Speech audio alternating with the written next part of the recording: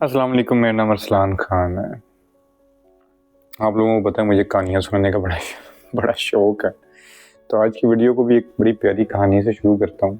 कहानी कुछ इस तरह थी कि एक दरवेश होता है और वो अपने ना शागिर्द के साथ ना किसी सफ़र पे जा रहे होते हैं। तो एक जगह पे ना दरवेश रुकता है और वो शागिर्द को कहता है कि ये सामने ही ना एक नदी सी है, चश्मा सब चल रहा होगा, तो जिसको स्ट्रीम बोलते हैं, तो उससे ना थोड़ा सा पानी ले आओ मेरे लिए। शागिर्द जाता है। जब जाके देखता है ना तो वो पानी बड़ा गंदा सा होता है। अभी थोड़ी देर पहले ही उसके ऊपर से कुछ मतलब जानवर वगैरह, कोई भैंसें वगैरह गुजरी होंगी, तो वो पाँव पड़ने से उनके तो वो पानी गदला हो गया होता है, मट्टी वाला हो गया होता है। तो शागिर्द कहता है तो गंदा पानी है। वो वापस चला जाता है, जाके दरवेश को बोलता है कि पानी बहुत गंदा था, मैं इसलिए लेके नहीं आया, तो मैं कोई और नदी तलाश करता हूँ, मैं कोई और चश्मा देखता हूँ, कहीं से मैं पानी लेके आता हूँ। कहता नहीं। दरवेश कहता तुम फिर वहीं जाओ और फिर देख के आओ, वहीं से पानी लेके आना। खैर वो फिर जाता है। फिर जब वो जाके देखता है तो पानी अभी भी गंदा ही होता है, मट्टी वाला होता है। फिर चला जाता है। तो वो तीसरी दफा जाता है तो दरवेश उसको फिर बोलता है कि अब तुम उस नदी के पास बैठे रहना जब तक पानी साफ ना हो जाए। वो जाता है, उसके साइड पे जाके बैठ जाता है। थोड़ी देर के बाद देखता है कि सारा पानी साफ हो जाता है। उसमें से पानी पकड़ता है और दरवेश को जाके पानी दे देता है। तो दरवेश कहता है कि आज की इस चीज से तुम्हें जो सीख देनी थी ना मैंने, वो ये है कि चीजें खुद ब खुद साफ हो जाती हैं। तुम सिर्फ सुकून से बैठ के उसको देखते रहो जब तक वो साफ। जिस तरह पानी होता है ना, तो पानी के ऊपर आप अपनी परछाई देख सकते हो, पर अगर आप उसके ऊपर कोई पत्थर मारोगे तो जब वो पानी वो ऐसे स्कैटर्ड सा हो जाता है ना, आपकी परछाई धुंधला आ जाती है। तो सूफीज़्म के अंदर या रूहानियत में हम इसी तरह इस चीज़ को बोलते हैं कि आप जब एक सटल पानी के ऊपर, हमारा जो अंदर है ना, हमारा जो दिल है, उसको आप पानी ही समझो।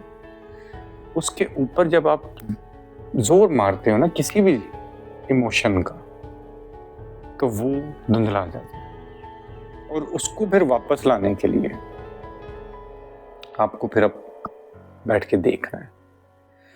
हमने अपने अंदर इतने इमोशंस, गुस्सा, जेलसी और बेतहाशा चीज़ों की फिक्रें, थॉट्स, नेगेटिव थॉट्स, हर वक्त ये समझो कि पत्थर मार मार के गदला पानी जो नीचे पड़ा है उसको ऊपर ला ला के अपने अंदर का पानी इतना गंदा कर लिया हुआ है कि उसमें हमें अपना आप नजर ही नहीं आता।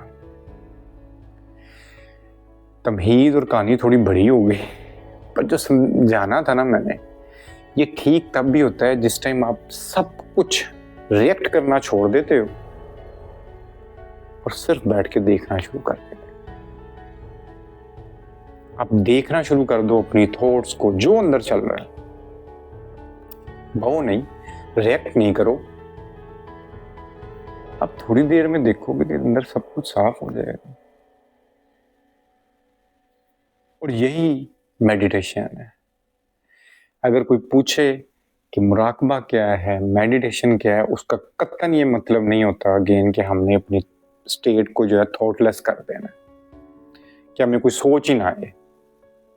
बेचारा ब्रेन हमारे साथ चल रहा है, उसका काम है सोचना, वो तो जनरेट करेगा। आपका उसको रिस्पॉन्ड करना जरूरी नहीं है। आप सिर्फ साइड पे बैठो और जो ये जनरेट कर रहा है उसको देखते रहो। और ये शुरू कहाँ से होता है, क्योंकि मैं आपको एकदम आके कह दूंगा ना, ओके जी लेट्स स्टार्ट, अब बैठ के अपनी थॉट्स को देखना शुरू कर दो, आप शायद चंद सेकंड के बाद ही डिस्ट्रैक्ट हो जाओ। डिस्ट्रैक्ट हो गए वापस आना है, फिर डिस्ट्रैक्ट हो गए फिर वापस आना है। पर इसकी जो सबसे पहली प्रैक्टिस होती है ना, वो हमारा ब्रेथ होता है, हमारा सांस होता है। ठीक है, मेरी लाइफ में मेडिटेशन का बहुत बड़ा हाथ है इसको पॉजिटिवली ट्रांसफॉर्म करने के लिए। मैं ये नहीं कहता कि मैं आज बड़ा कोई अजीम आदमी बन गया हूँ पर हाँ, मैं ये समहाउ कह सकता हूँ कि आज मेरे इमोशंस बहुत कंट्रोल में रहते हैं। मुझे जिस तरह याद है, अल्लाह जन्नत नसीब करे, मैं अपने क्या कहते हैं 20s में होऊंगा, अर्ली 20s में होऊंगा, तो मेरे अंदर एंगर का इशू बहुत ज़्यादा था और बड़ी एज तक मेरे साथ वो रहा। मुझे हर चीज़ पे बेतहाशा गुस्सा आता था, मतलब गुस्से के अंदर मैं कुछ कर नहीं सकता था ना। खैर, बड़ी लड़ाइयाँ मार कुटाइयाँ भी उस ज़माने में करते, इतनी सी सेहत के साथ भी करता रहता था क्योंकि मेरा गुस्सा मेरे पास में नहीं था होता। तो वो इधर अंकल होते थे, उनकी डेथ हो गई, तो उन्होंने मेरा ना टाउन में नाम रखा हुआ था गर्मी का। तो बस हर बंदे से लड़ते रहना, ये वो करते रहना। और शायद मैं जिस तरह बोलता हूँ ना कि एंजाइटी डिसऑर्डर है ना, वो आपको ठीक करने ही आता है। कोई गड़बड़ है आपके अंदर जिसकी वजह से ये एक बाय प्रोडक्ट निकल के आ गया। आप यही समझ लो कि जिस तरह हम बहुत कोई ज्यादा सोडा पीना शुरू कर देते हैं, गला खराब हो जाएगा, इसी तरह हम अपनी लाइफ के अंदर बड़ा कुछ खराब कर रहे होते हैं जिसकी वजह से इस तरह के कोई मेंटल इश्यूज आ जाते हैं, डिप्रेशन आ जाता है, एंजाइटी आ जाती है। तो इसको दोबारा से ठीक किस तरह किया जा सकता है, अपने इमोशंस को अपने कंट्रोल में किस तरह किया जा सकता है, अपनी जो थॉट्स, ये जो बार लगा हुआ है, इसको काम डाउन किस तरह किया जा सकता है, वो थ्रू मेडिटेशन। और जस्ट कुछ भी ना करो आप लोग दिन के अंदर, अपना एक रीसेट, जिस तरह हमारा ये नेट होता है उसका एक मॉडर्न जो होता है उसका वो जो एक रीसेट बटन होता है, वो बेसिकली क्या करता है, वो कुछ सेटिंग अंदर ऊपर नीचे हो जाए, वो यूज करते करते तो उसको बाय वो डिफॉल्ट पे दोबारा रीसेट करके बिल्कुल शुरू वाली सेटिंग कर देता है। तो इसी तरह आप दिन के अंदर सिर्फ 5 मिनट के लिए अपना एक रीसेट समझ लिया करो कि पूरा दिन आपने 24 आवर्स न जाने क्या मुगज़लात देखे होते हैं। हम क्या फीड कर रहे होते हैं ब्रेन को जो कुछ भी देख रहे हैं, जो कुछ भी सुन रहे हैं और जो कुछ भी सोच रहे हैं, और उसके अंदर कभी नोट करना 90% तक तो सफरिंग है, पेन है, छोटी छोटी चीज है। मेरा ये ट्रांसफार्मर कहते हैं परसों चौथ यहाँ पे मेरा खराब हुआ है, तो एक इधर वो कहते हैं वो वापडा वालों को ही आए थे भाई, तो